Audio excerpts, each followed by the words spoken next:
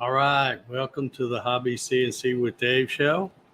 As you can tell, I'm out here in the shop for this live Q&A panel discussion, I guess we'll call it. And pretty excited about doing the show from out here tonight, and also pretty excited about having a panel here with some different guests. So let me bring these guys in here. We got Mr. Paul Corliss, Rob Schuster, Nick Matney, Cody Elkins, guys, and Leo Stager. So welcome, gentlemen. Glad y'all could join me for tonight. Like I said, I hope my camera keeps on. Twice now I've left and come back, and my camera, this main one, is gone off, and I have to stop it and restart it again. So I don't know what's up with that, but we'll see if we can make it a whole show with it working. But let's see if I got everybody on here. Yeah, I guess I do. I've also got, as you can see, I've got a machine right behind me here. If there's anything we need to show or demonstrate. And I also have right here a tripod where I've got another camera showing my Gatton CNC over there. So don't know if we'll need any of that or not, but we'll see what kind of questions we get, and if there's anything I can show you rather than just I'm looking at that wire hanging down. Be happy to do that. But I'm really excited about doing tonight. One, because I'm out here in the shop where I can show you stuff if needed. The other reason is because I've got a panel of great guests here that have varying degrees of experience with CNC. So we should get a lot of different opinions and stuff like that on CNC stuff. And then probably most importantly, we're going to do a giveaway a little later in the show. So unless you saw my little thing I put on Facebook or Instagram, or maybe it was both, we're going to be doing a giveaway a little later. So that should be fun too. Let me first start off with, I want the guests here to kind of give like a little Reader's Digest version of who you are, where you're from, what's your experience with CNC and stuff like that. And while they're doing that, I'd like for everybody that's out there watching tonight to put in the chat, what your experience is. If you're a CNC newbie, put that in there, or if you've been running one for a year or 2 years or whatever, put that in there too, and that will kind of give us a gauge on what kind of topics we need to try to start off with tonight. So anyway, let me start. I'm just going to go right across from the way I brought you guys in here. Paul, if you want to start us off and let us know a little bit about yourself. Sure. I'm Paul Corliss. I have Paul's Messy Workshop on YouTube and Instagram. And I have a Onefinity CNC. I'm a newbie when it comes to CNC work. I've made probably a half a dozen projects on my CNC. I've made a couple signs, little boxes, mostly simple things. And the biggest problem I've had with my CNC is learning the Vectric Pro software. If I could get that down pat, I think I'd be a lot better off than I am now. I live in Michigan. I'm retired, and I've been woodworking for 60 years probably. So there you go, Dave. Okay, thank you, Paul. Next, Mr. Schuster. Hey everyone, I'm Rob Schuster from Casa Grande, Arizona. I've been running my CNC for probably 6-7 years ago, 7 years now. I started with a Gatton shoestring, which was a great little machine. And instead of upgrading to the Gatton CNC like everyone else did, I wanted to be an inventor, and I keep tweaking my original machine. And it's pretty much now my own design, but I keep tweaking and improving, and I love doing that type of stuff. I have a rotary machine that I built from scratch that has been talked about quite a bit on other spots. I'm on Facebook. I have my regular Facebook channel, plus I have one called Schuster's Artistic Woodcraft, or SAW, the acronym, and also one called Sidewinder Drums. I make drums on my rotary CNC. And also on YouTube. I'm getting close to 1,000 subscribers. That's kind of a big deal, they tell me. So if you want to go out and check out my channel and give me a subscribe, I'd appreciate it. Okay, excellent. Yeah, I didn't realize you were getting that close to 1,000, but that's awesome. I'm in the 800s, almost 850-ish, so it's okay. We'll see. Everybody get over there and subscribe to Rob. See if we can get him a little closer tonight. So, all right, let's see who I got next here. Nick. Hey guys, I'm Nick. I'm from Asheville, North Carolina. I have only been in the hobby CNC world for about a year. I've been woodworking since I was old enough to swing a hammer at things I wasn't supposed to. I have a Onefinity CNC, like Paul does, and I've had a lot of good luck with it. I am an engineer by training, and so I feel more comfortable in like the Fusion 360 design space than a lot of beginners do, and I think that gave me a little bit of leg up for doing like what I want to do. But I've been enjoying it so far. I've not found anything that I can make work to this point. So I'm looking forward to coming up with more crazy ideas to test my design skills and my machine. Okay, good. And finally, Mr. Cody. Hi everybody. Dave, first of all, thanks for having me. I'm excited to be here and to just visit with everyone tonight. I think it's going to be a lot of fun. My name's Cody. I live in Arizona. I have a couple CNC machines. I have a Onefinity. I have a Shapeoko. I've worked in machine shops my entire adult career. I'm a quality engineer for an aerospace and defense shop here in the Valley, and I love it. My passion just kind of followed me home. I also design cutting tools, and so one of the things that I've been just sharing with the community is the Jenny bits. So yeah, that's pretty much my story in a nutshell, and I love it. So thanks for having me. All right. Thanks for coming on, Cody. Let's see. I almost forgot Leo here. Let me get him up. Okay, Leo, you're up. Hi, I'm Leo Stager. I live in Central Ohio, Columbus. I'm a retired machinist. I've been doing CNC for years. Did a lot of, I have a Bridgeport CNC mill at home, and I was belong to a wood club. We make toys for Christmas for the underprivileged children. So I've been doing everything I can on the CNC to increase our numbers. Then I bought a Gatton, and boy, that has really helped a lot. Okay. Thank you, Leo. All right, let's take a quick peek over here in the chat and see what folks are saying. Steven Toronto says he's a newbie. All right. Mark Lindsay, I'm not sure I believe that. I think you know a little something. Let's see. Yeah, I don't believe Mark either on that one. Let's see who else we got. 54-321 Dan Fox says, trying to make friends with my newly built MPC NC. Okay, welcome. John Thompson, got a Gatton he's had for about a year and a half, I guess. Let's see what else here. Dave Matthews, a couple years on his Gatton.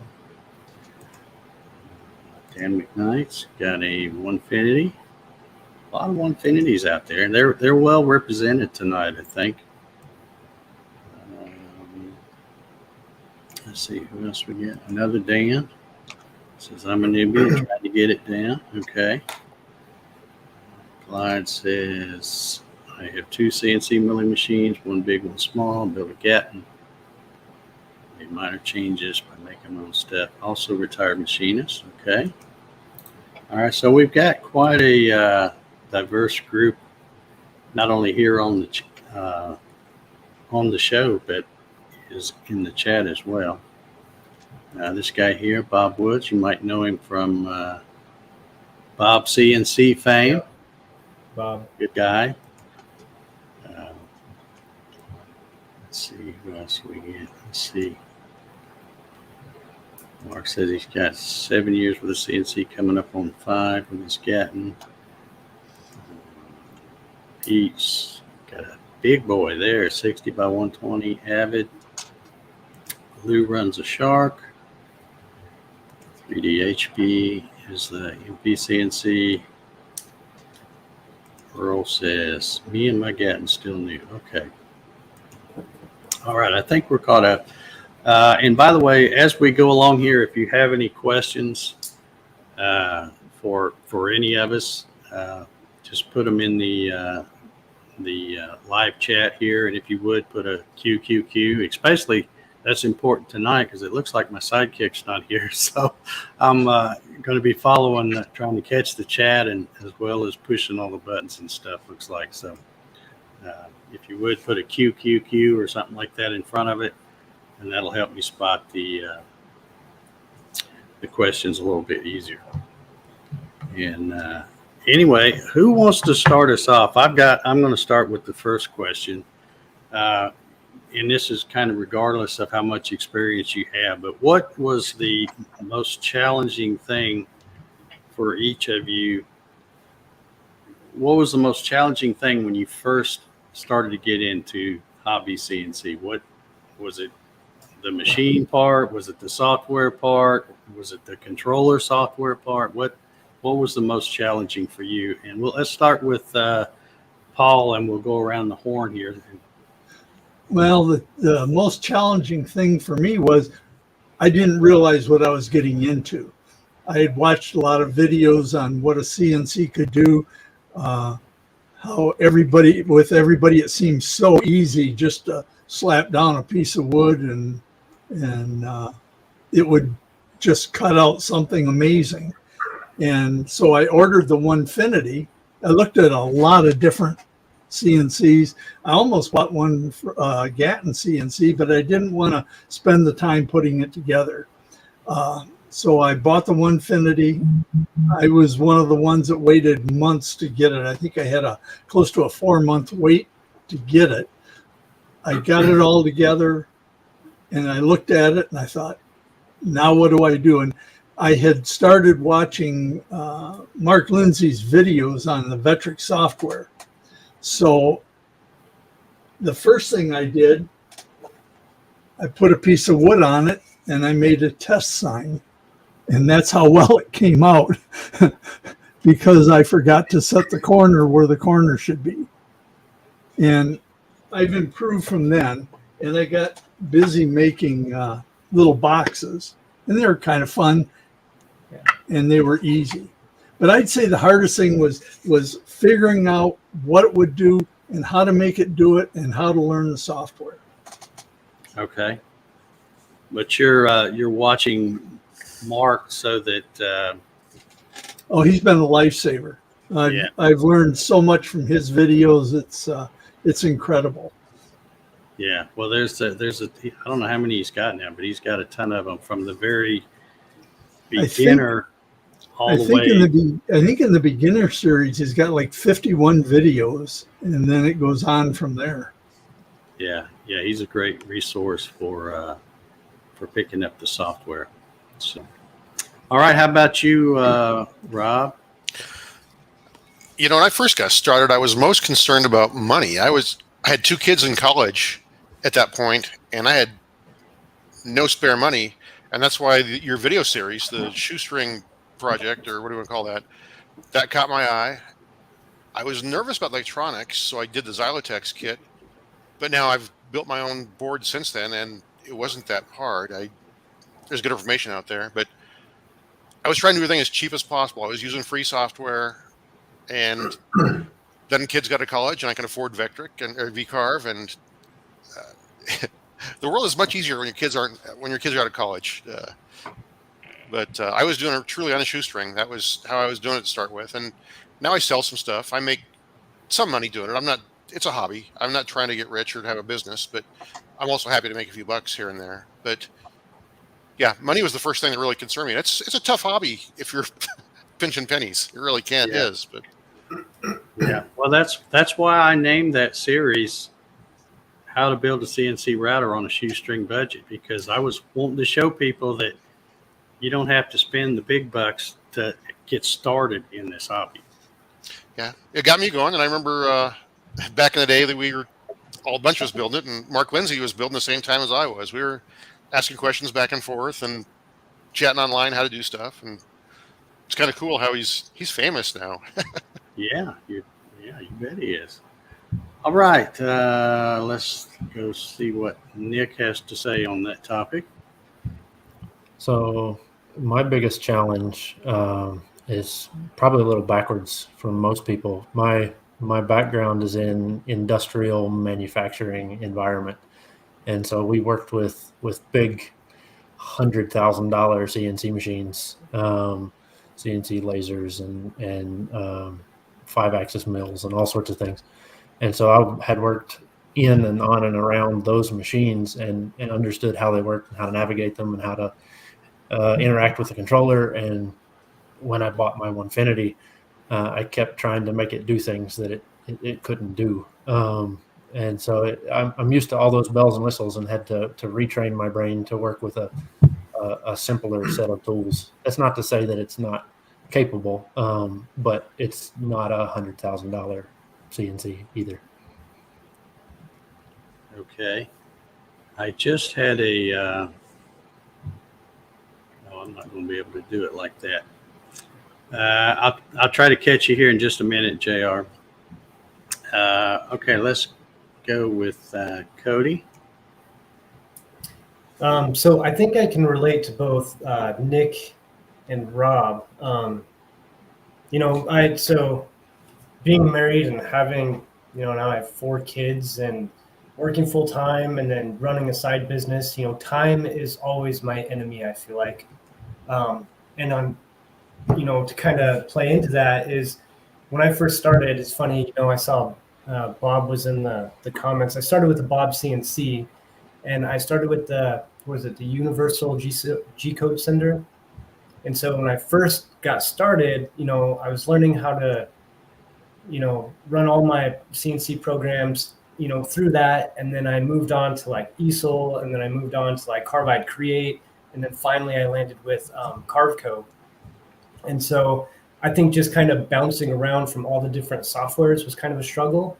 But, a circle is a circle regardless of what program you're using, so it just kind of took me some time to, learn where everything was at. And then, to kind of go where Nick was going, working in a, big CNC shop, same thing. There's a lot of bells and whistles that I'm used to that you just don't have these hobby grade CNC machines.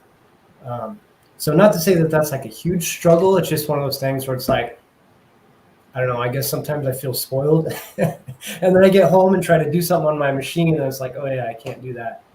But I think for me, it's just, time, and then taking the time to learn all the software, and then just finding time to get out of the machine and running it. So those were probably my biggest hurdles when I first started out. Okay. Sorry if I'm acting like I'm not paying attention. I'm trying to multitask here, and I'm not very proficient at that. Okay, let's get Leo's take. Swing him in here. Hi. Being a retired machinist, I work with the big machines also. Used industrial CAD/CAM software, and that does fine, but I wanted to, since I make all these toys, I like to nest things. And they wanted almost as much industrial software I was using, wanted almost as much for the nesting part as Vectric's V-Carve Pro. So I bought Vectric V-Carve Pro, and I'm learning it, watching Mark's videos. And I'll take and make all these little parts for the toys, and it works fine. My biggest hurdle is like learning Vectric and loosening up the tolerances. My first project, I had everything right perfect, but it wouldn't fit together because there wasn't enough room for the glue. Yeah. Okay. Alrighty, let me get us back to normal screen here. All right, I'm trying to watch the chat. I don't see any questions over there just yet. We've got, let's see, where did I see it? Got Mr. Hamilton still back in the house tonight. How you doing, Hamilton? He was hanging out with us last week. Enjoyed talking with him. I'm also waiting for something else to pop in here, I think. Yeah, there's really, as far as learning the Vectric software, there's probably no better resource on the whole internet than Mark Lindsay. He takes it at the pace. I give him a hard time because he's, his videos are long and stuff like that. But the way he breaks it down, and he talks to you just like you're sitting beside him there or something. So there's really no better one out there. Of course, Vectric has some too. Now I've watched a lot of theirs and learned stuff, but you have to first you have to get used to that accent, because a lot of those are that British accent or whatever it is, English accent, and you have to stop it and back it up and stuff like that. So, but those two are probably the best at Vectric. Now we do this pretty much every time I have somebody on here, and some of you might be kind of a repeat. But let's start with Leo this time and ask what out of the things you made with your CNC, what's the favorite thing you've made? The favorite thing I make is these doll beds. There's the headboard, and here's the footboard. It's the most asked for toy for the charities we give to. And if I can get into programming for a minute, I use the old call out, change out the work offsets, write one program. The program for the doll bed headboard is 18 pages long. However, at the very beginning, I just change out the work offset. So I have 4 offsets, and it goes back to the program, right back to the beginning, and starts again. Okay. Alrighty. Let's see. We'll cycle back around again. How about you, Paul? What's your favorite thing you've made with your CNC so far?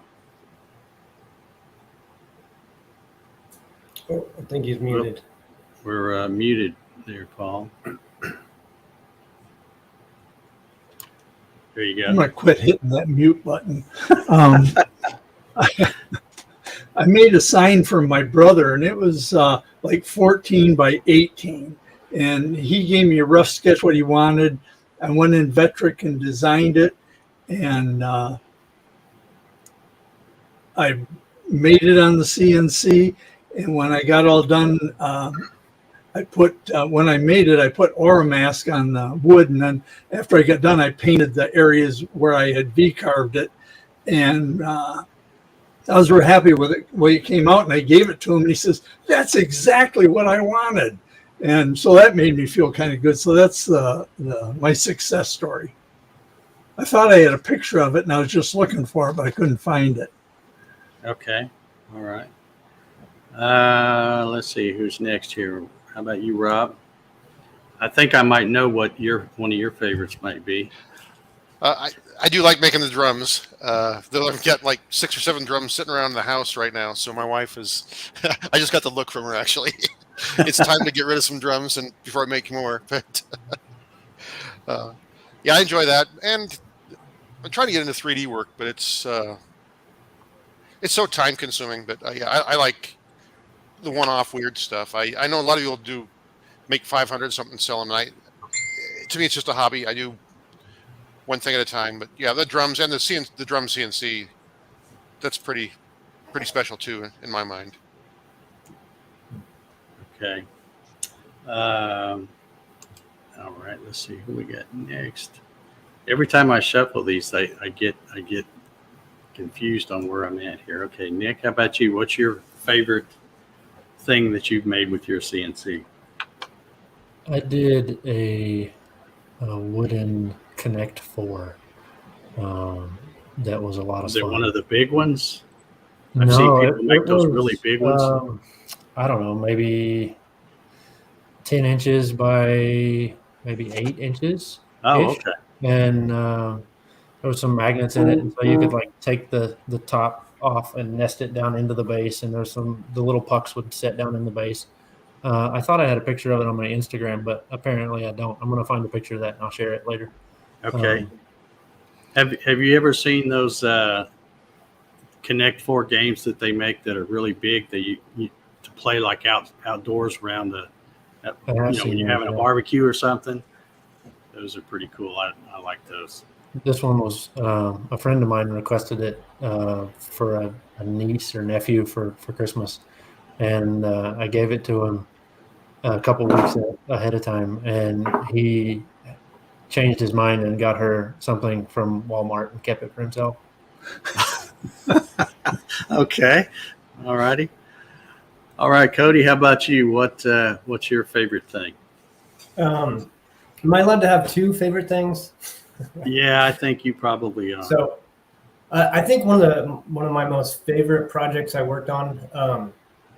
So my son, he was a part of a high school robotics team, and I was one of the mentors, and I'd help the kids, design and build robots for a competition. And so as we went through the whole design, process, I had the kids actually making blueprints and just making everything so that you could just easily reproduce it. And I would take all of their blueprints and make all their parts on my machines for them. And so after we would go and make them, then come back and assemble them. And so that was cool, just kind of seeing the kids compete and just being a part of the whole manufacturing process and the design process. That was pretty cool. And then the other stuff I really like doing, I make a lot of custom 1911 grips. And the thing I like about that the most is I do a lot of production. So I'll make a ton of fixtures, and fixturing is probably one of my most favorite things to design and build. But I'll have a fixture that'll hold 5 to 10 different sets of 1911 grips, and it's cool just watching the machine go in there and then rough everything out. And then the last machining process is a 3D relief that I do to cut the profile of the grips.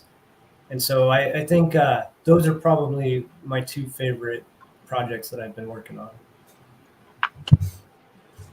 Okay. Good deal. We've got, let me see if I can get everybody back here like this. There we go. I've got a few questions popping in here, so we'll go ahead and take those. This is from Bob Wood. He says, how much clearance do you design in to get a nice fit? Paul, do you want to take that one since you did those boxes? Did you design any clearance in? I didn't, and probably that's just because of my lack of knowledge. But like these are made out of pine, and I just had a inside cut, and then I use the same measurement for the outside cut on the other half, and they fit together real tight. Now I did run into problems. I've got a walnut one here, and it's almost too tight. And I made it the same way, but because walnut is so much harder, it doesn't have any give to it.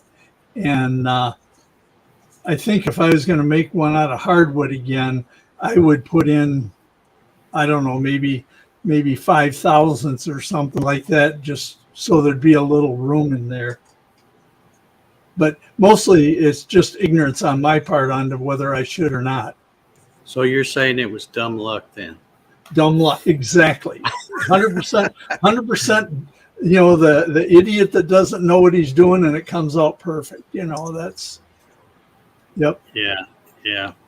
It's really kind of hard to do that with wood. At least I think. Usually the way I do it is I make one part and then I cut the other part, but I don't pull it off the table, and I can check the fit and I can keep changing it, tweaking it that way. But sometimes you can't always do that, I guess, depending on what you're making.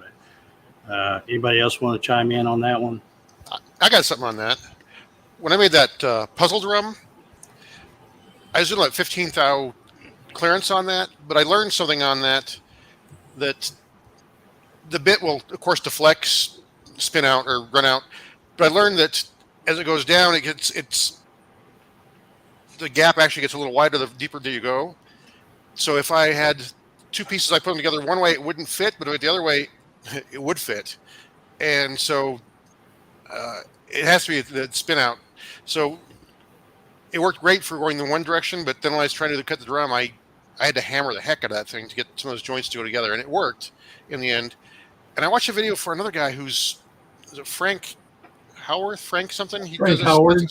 Howard, yeah. He actually did some kind of puzzle something one point, and he made the exact same comment that it fit great one way, and you flip it over one side halfway over, and it wouldn't fit. And it fought him too. And that was his thought, was the run out gets more pronounced the deeper you go. So, my thoughts on that topic. All right. I want to thank my buddy JR here. Hey, He's coming in to save the day.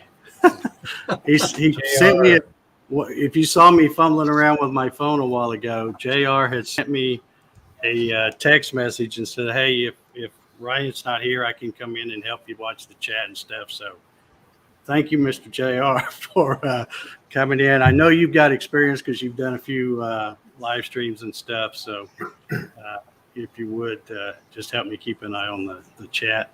Yeah, And I'd be happy to. Unfortunately, it would appear I don't have the method to star these or interact with the chat. So as hard as I know you were just trying to let me get in to help you, it doesn't appear that I can at this point. Okay. Well, I'll have to make you a team member for future use then. But if you can just let me know if you see any, that'll be a big help.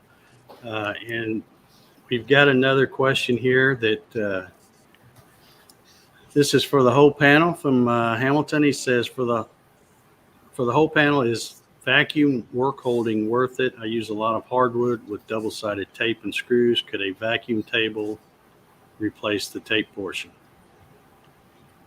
Anybody want to jump on that one? Leo?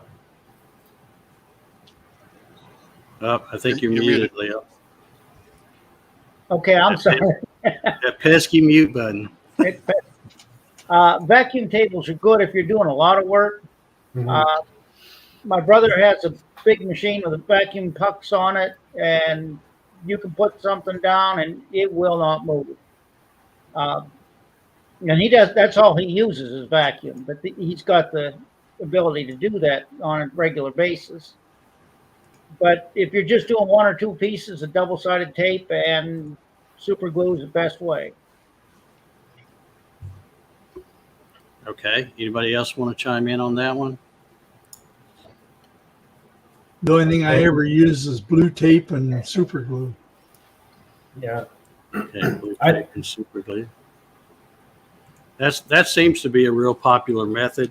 I don't know that I can reach one of mine, but I'm gonna try to, if I can do it without pulling some wires out.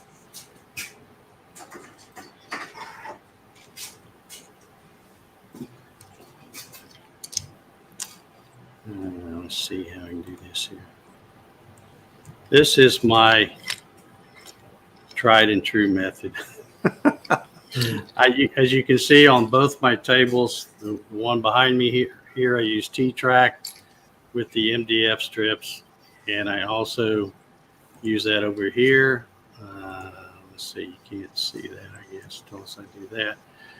It's the same way, and you see I have a lot of these clamps, and the reason I like to use these is, one, they're practically free. I've got a 1/4-20 hex head bolt that fits in the T-Track, and then I make these little knobs, and I put a little T-nut, pound a little T-nut in there, and the wood itself is all free material because I use it from the skeletons from the other stuff I cut. Now these happen to be plywood because I do cut a lot of plywood, but I also have some that are maple and, you know, just whatever it is. If I have a piece of material and while it's on, I always do this while it's on the table. I keep programs in my computer for all the different machines that I have. And I have it where you can run one of these, you know, run one at 0 this way, or you can run one at 90 this way. And so if I've got a little spot where this will fit, I always go ahead and run some clamps while the material's already down, and it only takes a second. And I've got a, well, you can't see it, that little yellow thing, where I can't point right, wherever that little yellow bucket is, it's full of these clamps. I've got some more in some storage drawers over here. But every time I, you know, got a little space, I run these. And the cool thing is, as you can see how that one's missing a piece out of it. If you hit them, just go right on. You know, you don't have to worry about, you know, trying to measure exact and say, well, I might hit that one. You really don't have to worry about it. You just stick it on there and press the button and go. Because so that's my favorite method, just because I'm cheap. As far as the vacuum, I've seen a few guys do it, but it's either usually something real small where they have a specific purpose, you know, something they're running, or of course the commercial places where they have the whole table and they have the different zones where they can flip the lever and shut it off and either do a full sheet or half sheet or quarter sheet or whatever it might be. So I don't know how practical it would be for a hobbyist or even a small business. I guess it would work out okay as long as you can either afford to buy one or make one. There's some folks that have done the DIY thing. Peter Pasuelo's done one that worked pretty well. And that's his YouTube channel, CNC Nuts with a Z. So you might want to check that out. Let's see here. Dave, another thing I liked about the blue tape and the super glue is I don't have to worry about tabs, because the tape is going to hold down whatever piece I've cut out. Yeah. Now I have used that, but I only use that if I'm cutting something really thin. That's where it's kind of floppy. It works well for that. But even at that, with some cases, I don't know about the rest of you guys, but when I'm using a down cut spiral, I don't put tabs, I don't put tape, I don't put nothing. I just hold the main piece, and it packs that stuff in there so well it doesn't move. Does that work with a 1/4 inch too? Yeah. 1/4 inch? Okay. I've heard people say 1/8 inch, but I hadn't heard much about 1/4 inch for work. I don't know if it would work if you get much bigger than that, but I hardly ever run anything bigger than a 1/4. Once in a while I'll use a half or something, but that's pretty rare. Usually it's the 1/8 and the 1/4. And like I said, I just secure the main piece of material, and then whatever I'm cutting out, it packs it in there and it holds it just fine. So I don't use any hold downs at all on that. I've not had good luck with that method with very small parts, like less than 2 or 3 inches square. I've had stuff move around. With bigger stuff, no Yeah, issues. yeah, that's a good point. The smaller stuff, there's not enough to hold it down even with that. So, Yeah. all right, let's hit another question here. Jim B asked if there's any fusion users.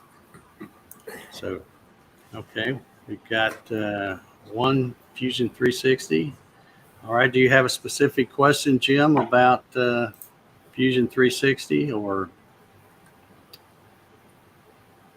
we can't? It does so much. We can't get started talking trying to explain how does that work, because we'd be here all night.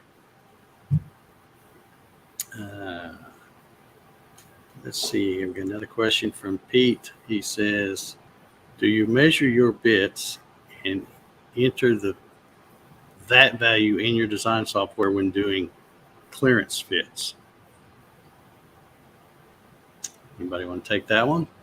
So, if I may, Dave, I know for me, me working at a machine shop, a lot of times I will get an opportunity to get like reground tools. And anytime that you're dealing with tools that's been reground, it'll actually take like 10 thousandths off the diameter, depending on how worn it is. And so I am just in like brand new tools. It doesn't matter. I measure my tools every single time before I put them in there.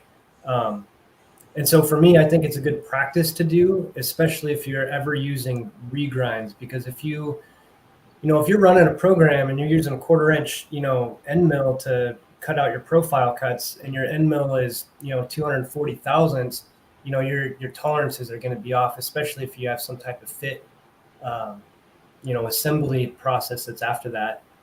So me personally, yeah, I measure my tools all the time, even if there isn't an assembly process after the fact. I don't know. I guess I just have old habits that I can't break, but I think it's a good habit. So I think it's good to measure your tools. It's because you're a quality engineer, Cody, is the problem.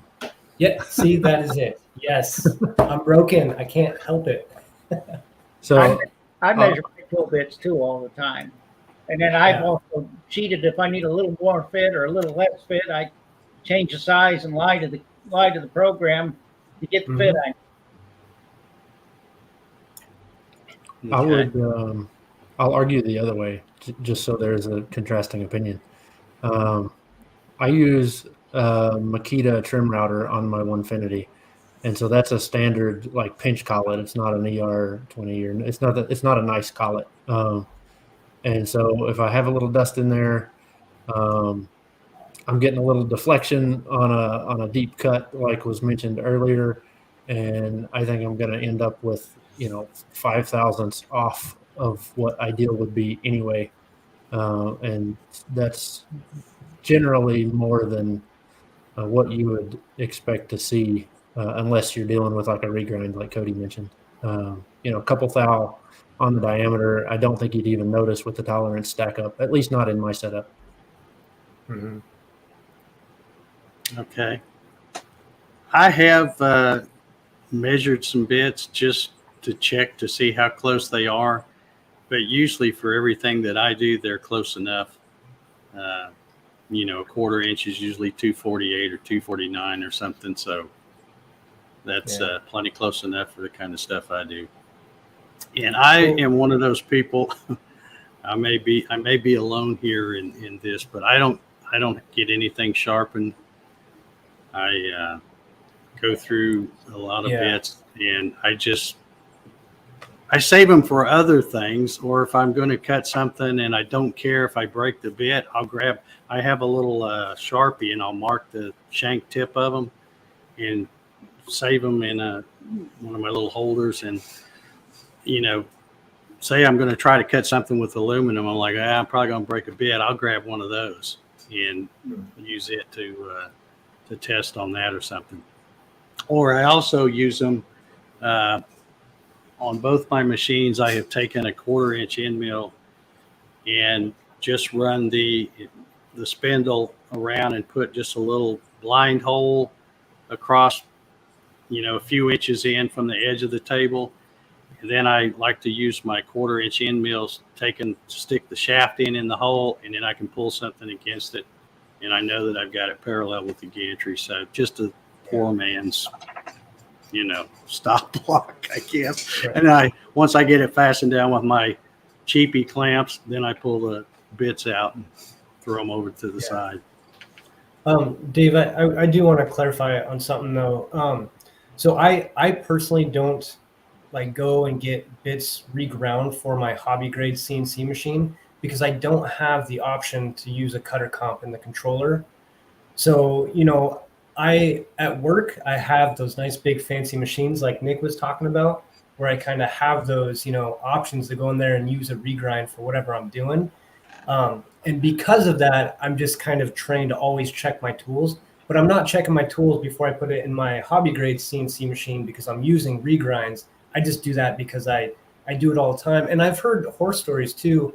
Matter of fact, I think JR, there's been times where he bought some bits that came in from China and they were supposed to be 1/4 inchers and they weren't, they were something else, and he was able to measure it. And I'm sure he can tell the story better than I can, but I just think it's a good idea to check your tools, but I'm not suggesting to get regrinds for hobby grade CNC machines because you can't really do a cutter comp. You have to manually go into your program and lie to your program to fix it that way. I think it's just easier getting a new tool. Yeah. And, for the hobbyist, I don't buy the cheapest tools, but I don't buy necessarily the most expensive either. And I just figure, the kind of stuff I do, cutting the plywood all the time, I go through a ton of them. So I just buy a good quality bit. I've tried, let's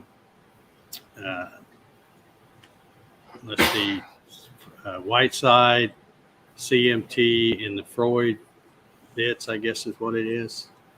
And I found that I got the most mileage just from a lot of running plywood blanks, that I got the most mileage out of the CMTs. Of course, that may change now that I start playing around with these Jenny bits. So, but anyhow, like I said, I think the ones I buy are maybe, I don't know what they are now. I haven't bought any lately, but they're probably about $20-25 a pop, the CMTs that I buy. So I just go ahead and buy a new one and put it in there. If you're wondering what I'm doing over here, I'm getting ready to set up the giveaway. I mentioned we're going to do a giveaway earlier tonight. And I got to put my glasses on to make sure I get this part right. Just so you know, we're going to do, if I can get over here and do this right. Tonight's giveaway is sponsored by Cadence Manufacturing Design. So thank you, Cody. I appreciate that. Yeah. And I'm going to be using the StreamYard giveaway tool. So if the way this will work is, if you want to get in on the drawing for, let me go find that. Tonight we're going to be giving away. Oops, I should have moved that out of the way. One of his brand new E-Groove. Tell us a little bit about that while we're waiting on the folks to put in their thing. To enter for this drawing, you'll need to put in hashtag VBit somewhere in the chat, and we'll give you all a few minutes to do that.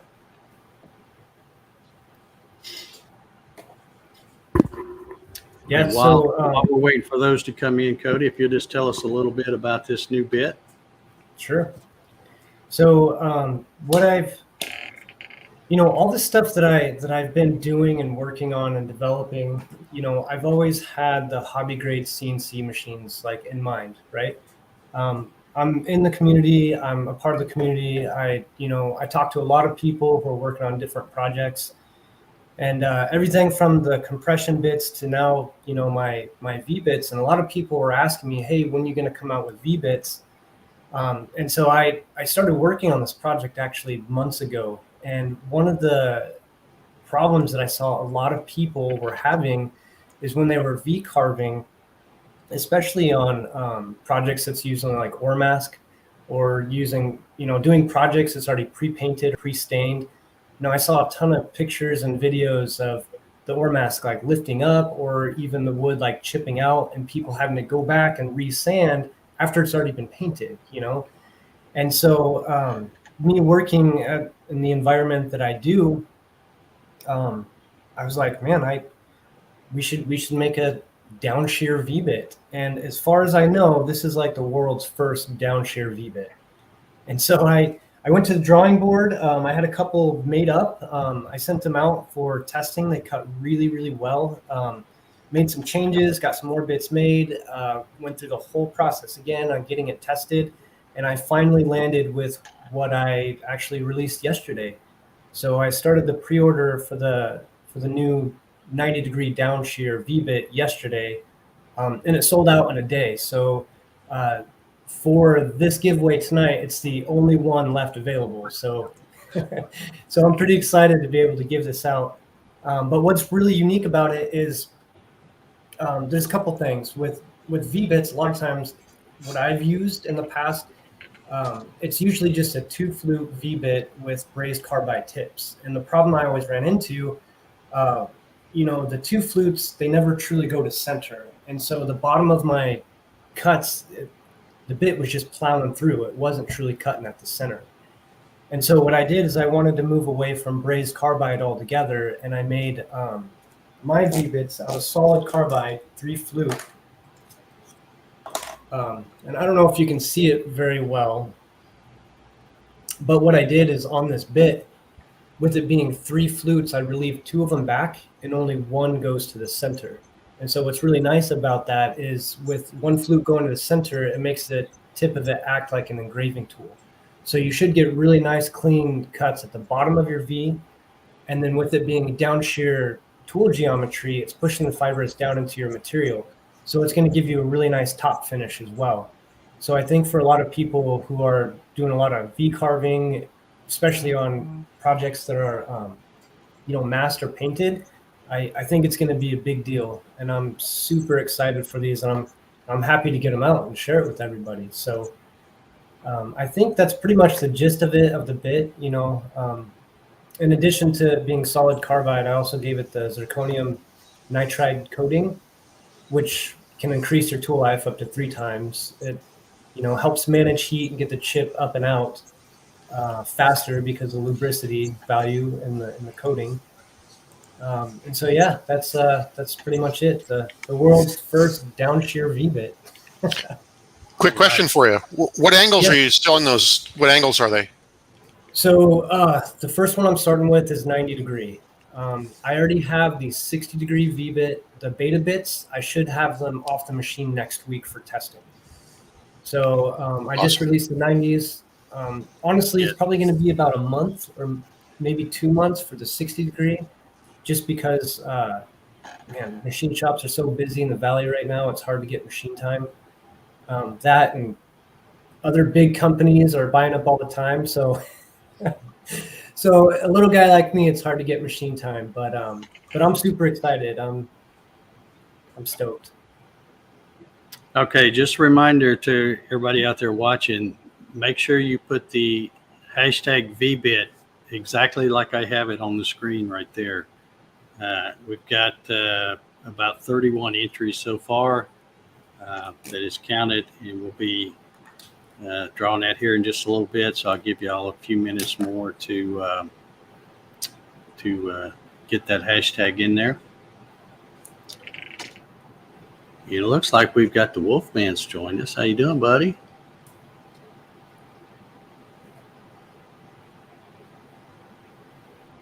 I think he's muted too. Are you muted? It's been that kind of a day. Okay. All right. Well, you don't have to say a word. We understand. We all have days like that. Man. Dave Matthews asked, sometime could you do a show and tell on how a solid carbide bit is made? That'd probably be interesting. That would be interesting.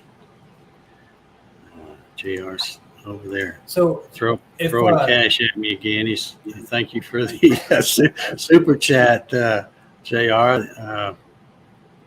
Really appreciate it. Yeah, so Dave, if anybody goes to my website, I actually have a short video of the bits being made on a 9-axis CNC grinder. So if you wanted to kind of see how the bits are actually made in production, it's a cool little like 2-minute video. So I don't know if Dave Matthews wants to go and watch that video. Maybe after the show, he can pop on there. Okay. This may sound like a really stupid question from somebody that knows absolutely nothing about machining, but since carbide is so hard, what do you machine the carbide with?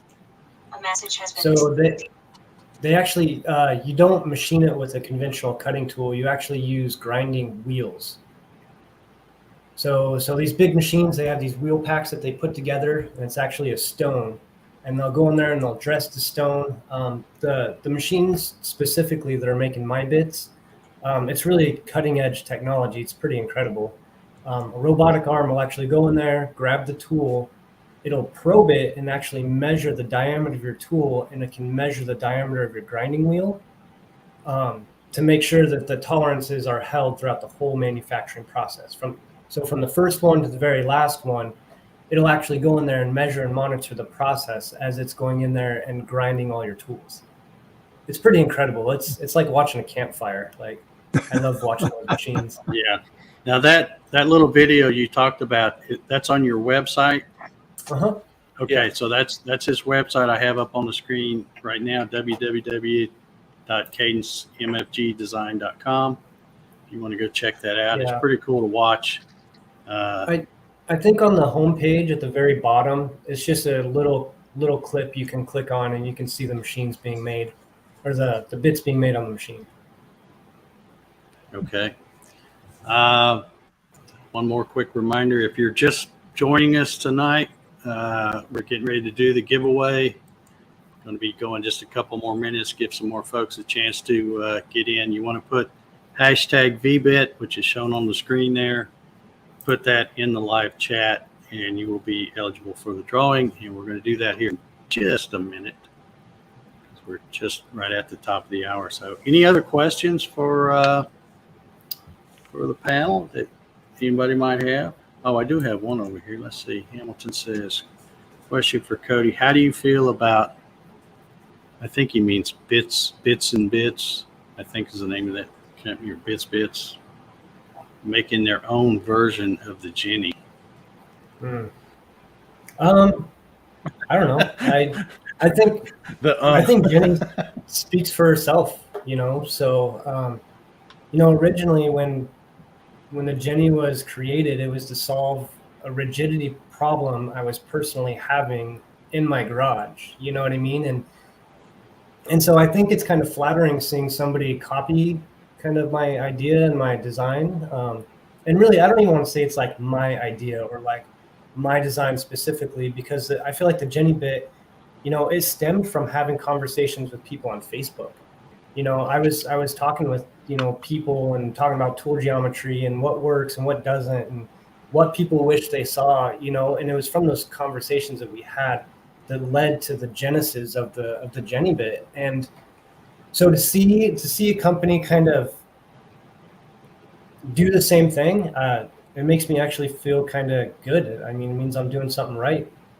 So, but in regards to like the quality or competition, I've said this several times, I'm more about community over competition, so really that's where my heart's at. My heart's with the community. And so I haven't really paid too much attention to Bits and Bits or these other companies that are coming out with similar stuff.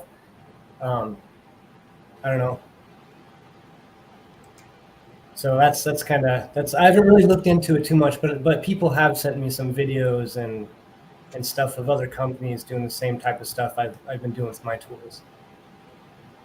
Yeah, unfortunately, it's probably just a matter of time before, when you come out with something cool, it's just a matter of time before somebody's going to try to copy it. At least that's my experience. Thank you, Clyde. Clyde hit me up with a super sticker. Appreciate you, buddy. Who I'm actually decided that I'm making a bit. Am I? Hit me up. We can chat. I'm making. I'm going to make a 60-degree V-bit downcut. No, my bit's going to be called the Karen, and so when you break it, it calls the manager automatically. Oh, okay. I love it. I'm sure Karen and Jenny will be best friends. I mean, yeah. Okay. All right. I've got this all set up over here. Let me share my screen. If you all have any other questions, feel free to go ahead and put them in the thing here. Let's see. We've got add this here. We've got 36 entries of the. We had about 60 people watching, I think. Yeah, we got 61 people watching. Got to get it in quick. Put hashtag VBIT in the chat if you want to get in on this this drawing, because I'm about to hit the button here. Are we ready, guys? Are you ready, Cody? Let's do it.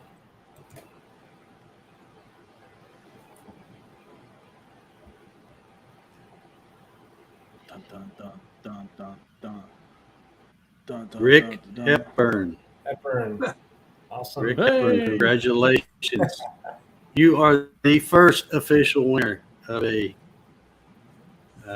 90-degree, what's it called? The 8675309-V90, I think is what you're calling it, right? Yeah, so the name of the bit is actually Groovy Jenny, which is funny because Groovy Jenny.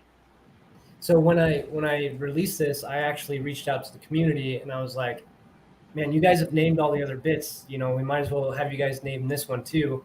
And I had probably 300 names submitted that I had to go through. And so I went through all of them and just kind of aggregated them down and just looked at patterns and similar names.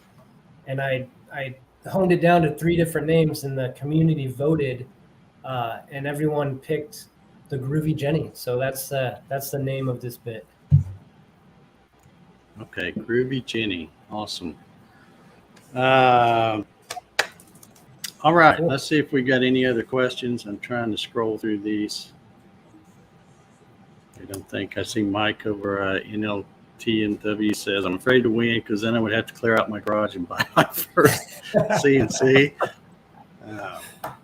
Okay. I'm going to go ahead and send him a free bit anyways. So go ahead and start clearing it out your garage so we can get you a bit, because I think everybody should have a CNC machine in their garage, personally. Yeah.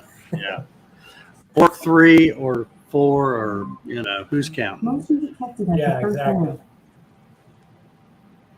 Okay, lots of congratulations going on for Rick. Well done. All right, well, that was fun. I've been waiting to use StreamYard's had that giveaway tool. I mentioned this the other day on one of my live streams, I think. StreamYard has that tool because they do a Sunday night town hall meeting, the founders of StreamYard do, and they use that tool to give away StreamYard merch all the time. And it became so popular that people kept saying, hey, can you let us use that tool for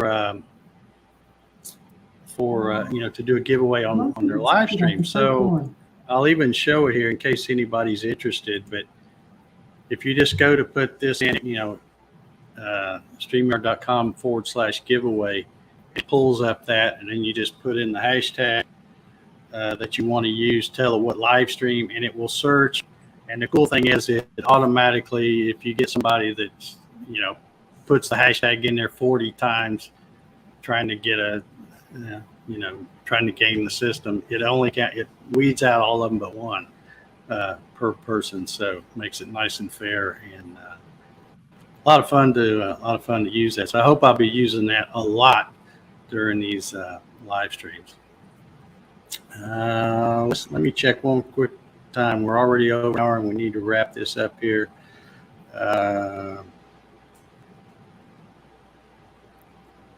Let's see. I don't see any other questions. I don't think I've missed any. If I have, I apologize. And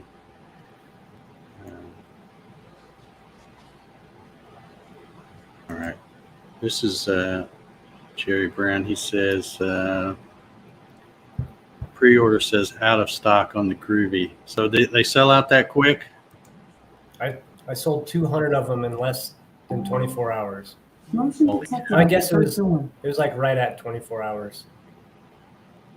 yeah. No wonder everybody's trying to copy you Oh my doing God. that kind of stuff. Holy cow. I'm telling you, man, like it's such a blessing because it's like, who am I? I'm just a dude in a 2-car garage. Like the only way I can explain it is it's a total God thing. So like, Yeah. I'm just blessed and excited to be a part of the community. So Steve in Toronto wants to know if I can put Cody's website in the chat. I can do that, I think.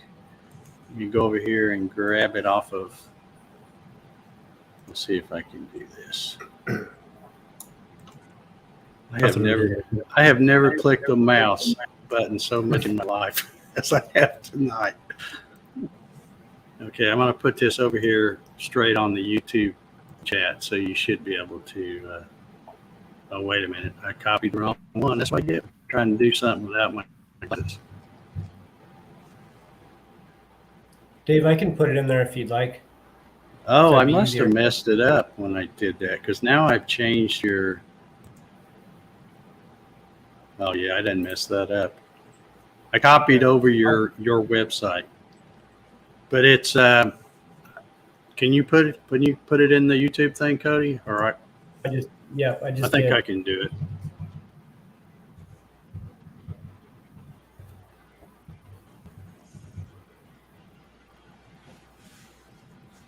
Should be good to go. I think that's it. www.cadencemfgdesign.com. Did I do it right? Yes, sir. Okay. All right, and it should be a clickable link, I think.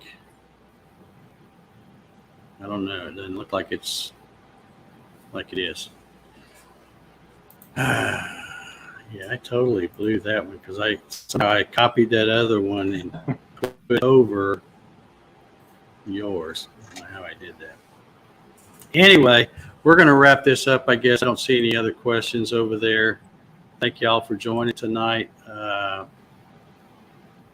Yeah, Rick wants to know how he gives you his info for the bit. Can he just contact you at your website? Yes. Yep. And that is, again, www.cadencemfgdesign.com. Yes. Yeah. You see, saying YouTube. I think they'll allow links if I put them in. Let's see.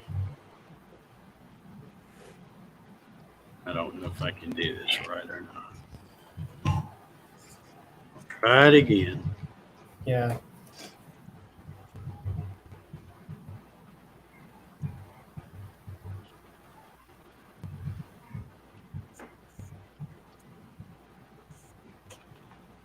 I got it to go. Perfect. You get it?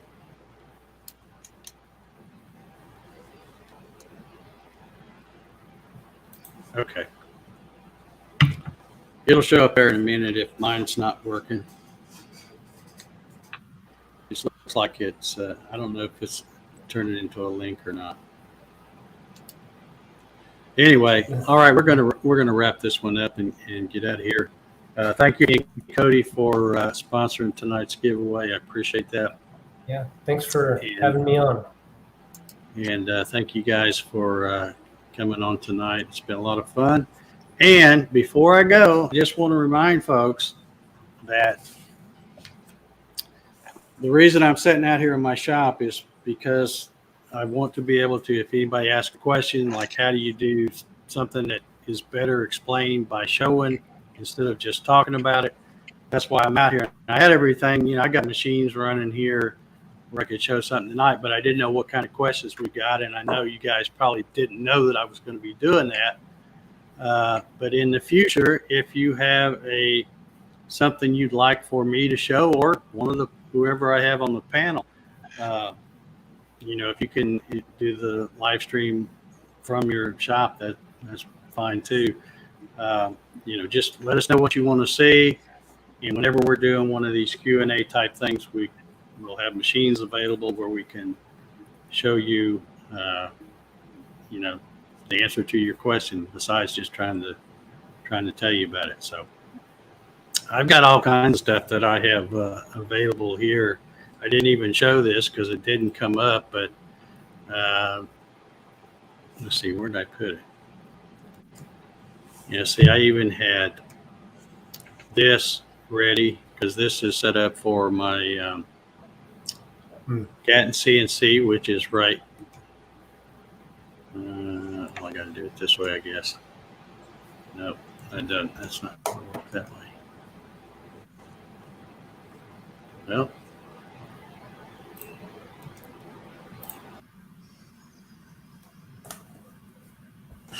all right. Anyway, that's not going to do it. Anyway, I have the camera set up here. I don't think okay, there you can see it. Where I have the other machine. So I have all kinds of stuff I can show if anybody wants to see it. And like I said, so if you have a question that would involve showing that, be sure and let me know, especially if you let me know ahead of time, because I can have it all set up and we can show you what you want to know. That's what we're here for. So anyway, thank you again, Paul, Leo, Cody, Rob, Nick, and JR. Thanks for popping in here. I appreciate you, buddy. And Wolfman, I'm glad you made it. And we're going to get ready to get out of here. And we will see you all next week. So everybody have a good one. Have a great weekend.